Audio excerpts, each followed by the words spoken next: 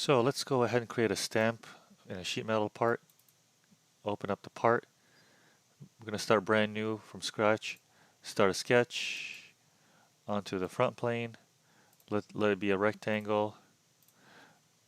We can go ahead and dimension it very quickly. We'll say 5 by 4. We'll OK that. Now, what the crucial part is that you go into the sheet metal tab, either add the tab or insert it from the menu, which is always available.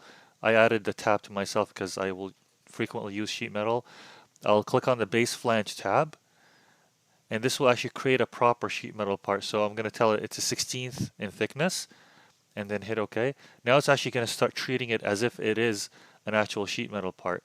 So if we click on here and create a sketch, drop a circle in the middle there, put a dimension on it. It's supposed to be 1 millimeter. I'll then exit the sketch. Now that I have my sketch, I can go simply into the stamp tool. It's actually asking me what would you like to do with the thickness or the height of this stamp. I'm going to go in and tell it I want it only to be 1/8 of an inch. Looking good. You can also add a taper if you want, so I can make it a 3-degree taper for extraction purposes, or if it's gonna go into another part.